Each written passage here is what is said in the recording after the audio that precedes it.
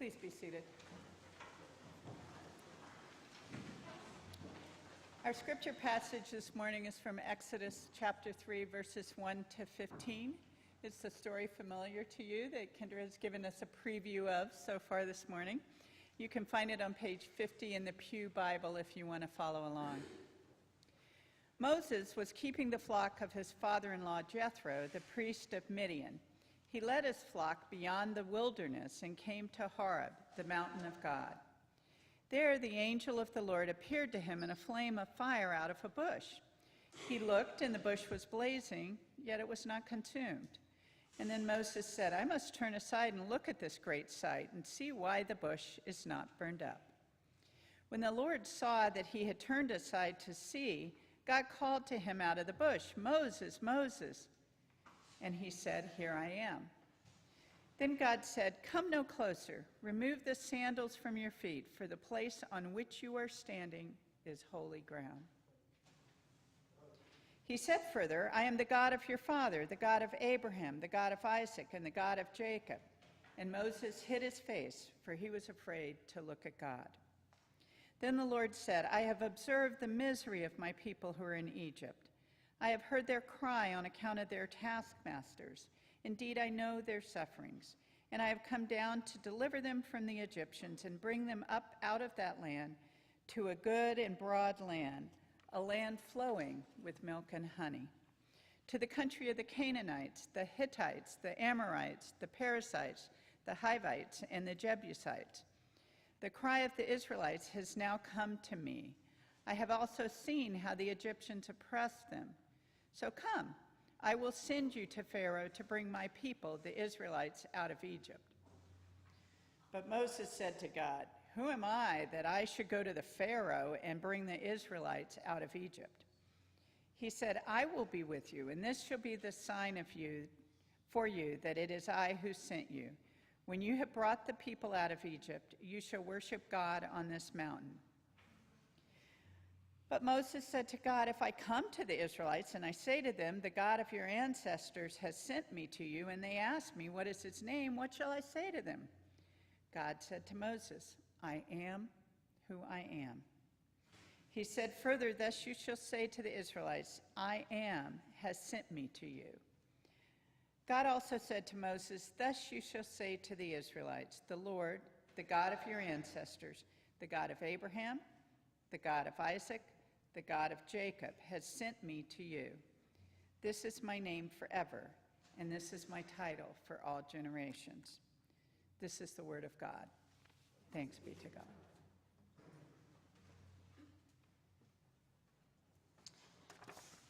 Okay, before today, how many of you have heard this story? Raise your hand. A lot of us? Yeah. It's kind of up there with Adam and Eve, Noah's Ark, Jonah and the whale.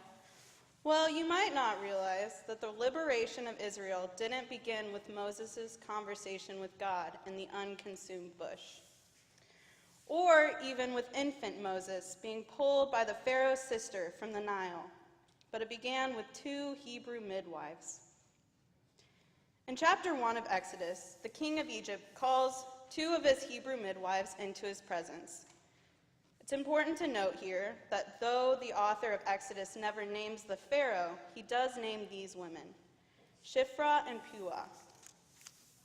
The Pharaoh, fearful of the growing number and power of the Israelites, wanted all Hebrew newborn sons killed, and he orders Shiphrah and Puah to carry it out in their roles as head midwives. They bravely refuse. Exodus says it is their fear of God over their fear of the Pharaoh that calls them to do so. When the Pharaoh questions them, they respond with a fabrication. "Well, the women of Israel are so strong that they have their babies before we can even get there." They must have been a pretty convincing pair, because the Pharaoh doesn't question them further. Picture two seemingly ordinary women standing in front of the most powerful man in Egypt and boldly lying. This probably surprises most of us, but it shouldn't. These women have existed throughout time. Joan of Arc, Harriet Tubman, Rosa Parks, Malala, Anne Frank, Esther. Ordinary women who, despite their age, religion, status, or position, stood up in the face of oppression, often with nothing more than a word, and risked everything. J.C. Exum, and You Shall Let Every Daughter Live, comments with, the refusal of women to cooperate with oppression, the liberation of Israel from Egyptian bondage had its beginnings. Liberation began with a word from two women, seeing their calling in an ordinary place and acting on it. Though the Israelites continue to be oppressed and kept in slavery, laws are now made to kill all the sons of Israel, and in their pain, they call out to God, and God responds. It is here that Moses enters the scene. A Hebrew baby boy, saved in another moment by brave women acting on instinct to do what's right. A sister who had faith that putting a basket in a long and winding river would serve better than an impending execution. Another sister who defied her king to pull a baby out of the river, seeing he was a Hebrew and deciding to keep him. Women who risked their lives and safety to bring up a Hebrew son. Now, Exodus doesn't explicitly state when Moses knew he was a Hebrew son, but by the time he is an adult, he owns and identifies with the people of Israel. He sees the oppression of his people and strikes, killing an Egyptian. This act leads to his discovery, and he flees Egypt. Once again, becoming an alien in a foreign land, it is in this exile that he stumbles upon Horeb and the burning bush. Now, it's easy to imagine that after escaping Egypt and its atrocities, that he found sanctuary in being a shepherd in an isolated place. He seeks out the places where no one goes. He goes to Horeb, a wasteland, a place beyond the wilderness. And it is in this place of desolation that God is made known, a call from a bush that burns but is not consumed.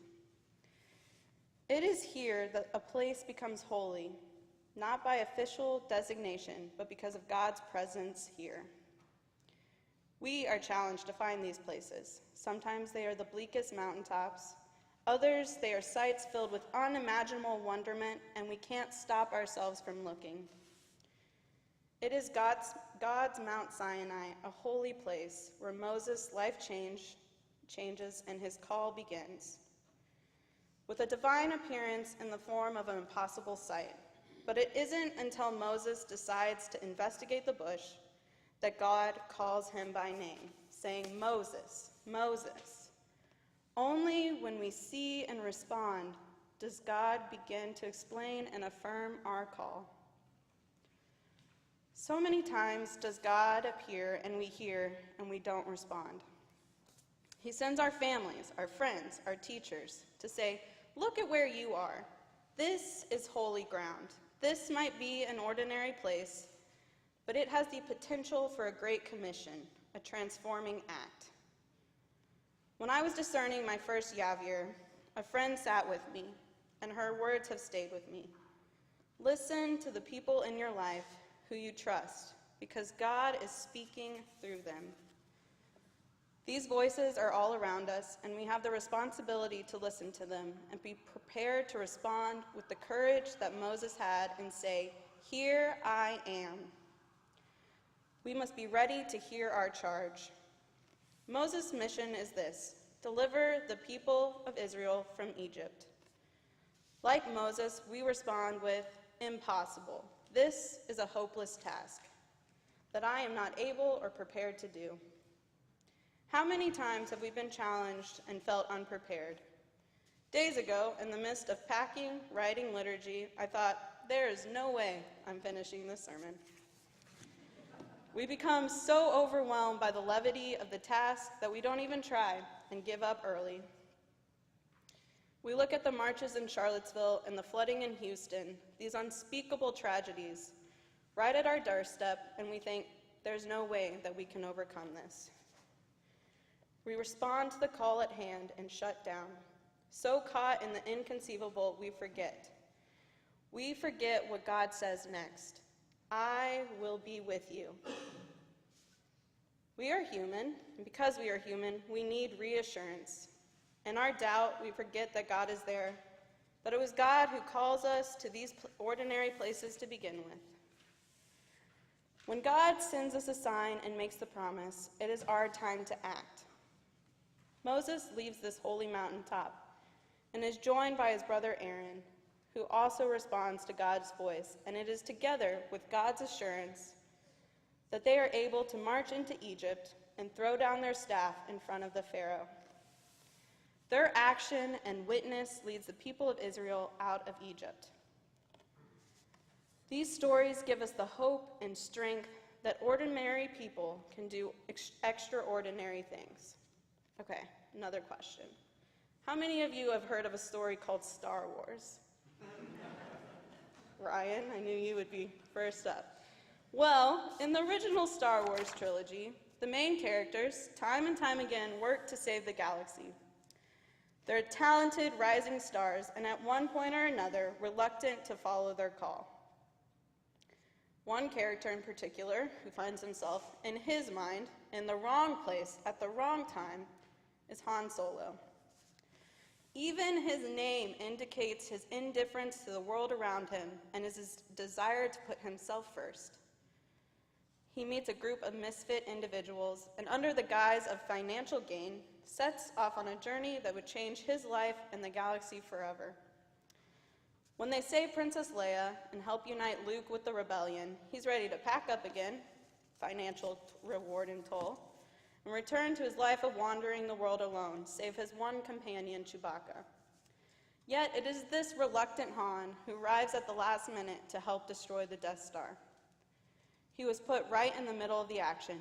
First he refuses, many times in fact, and then in his moment of decision, and in being in the right place once again, he jumps into action.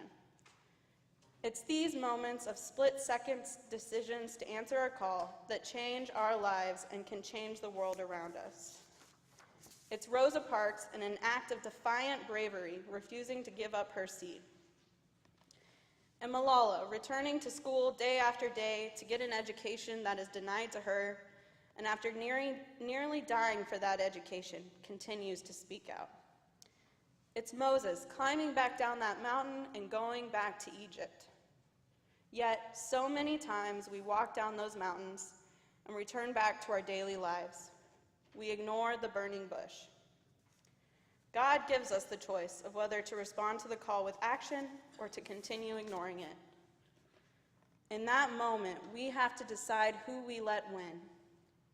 Do we let the hate win, or do we choose every day to listen to God's voice?